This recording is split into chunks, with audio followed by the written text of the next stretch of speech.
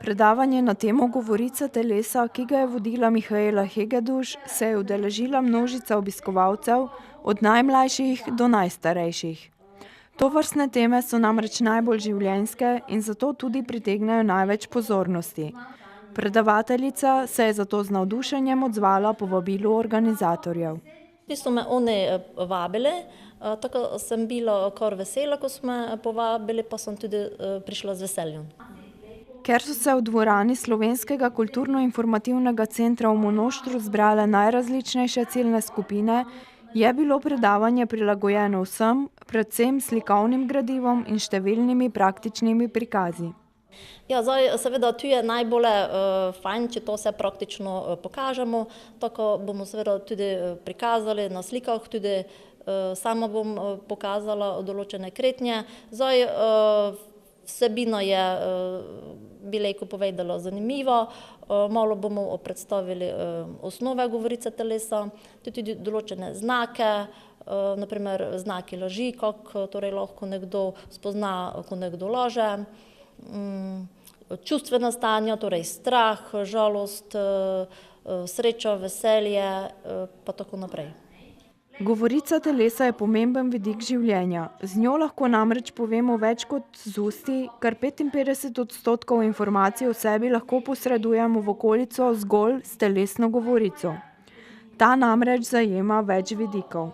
Govorica telesa v bistvu zajema celo telo, v bistvu veliko mi zbiramo določene stvari skozi torej celo telo, od glave do pete bi lahko povedali, tako kretnje rok, položaj telesa, položaj nog, barva kože, višina glasu, barva glasu, pa tako naprej.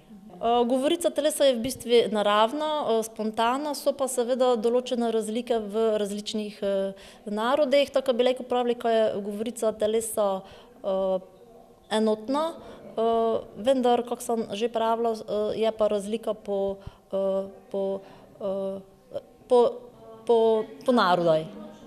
Govorica telesa je zaradi vseh svojih značilnosti zelo pomembna v vsakdanjem življenju, tako v privatni kot v poslovni sferi. So pa seveda razlike oziroma normativi, ki veljajo za eno ali drugo sfero. Meni se zdi kar važno, ker pač človek lahko dosta informacij zbere po določenih kretnjah, držah, položaj telesa.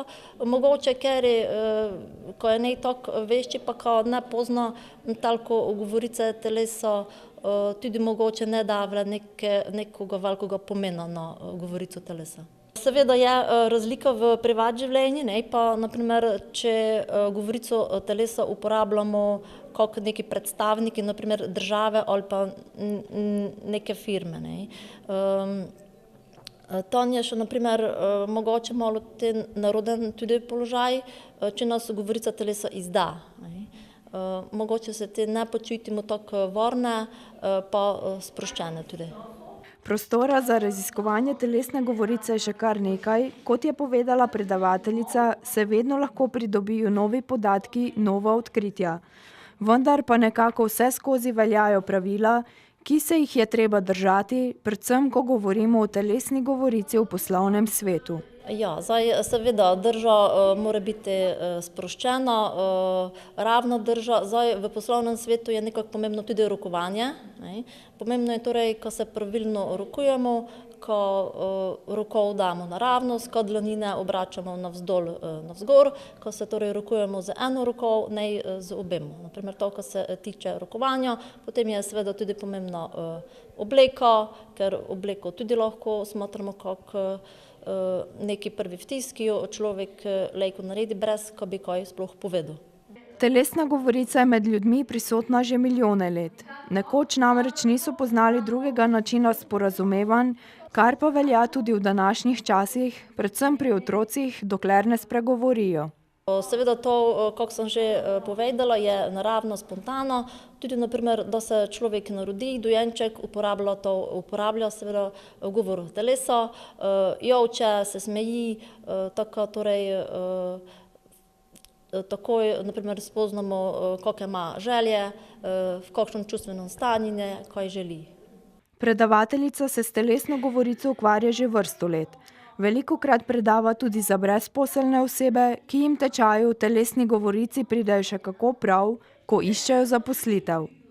Ravno to je tudi eden izmed razlogov, zaradi katerega se je odločila s to temo ukvarjati tudi profesionalno. V bistvu se jaz ukvarjam službeno s to temo, tako če časovno nekako opredelim 7 let, me pa tudi tako privat zanima ta tema, tako tudi potem v prostom času čitam kakšne knjige na to temo, pa kakšne podatke zbiram, pa mogoče kakšne oddaje tudi po televiziji.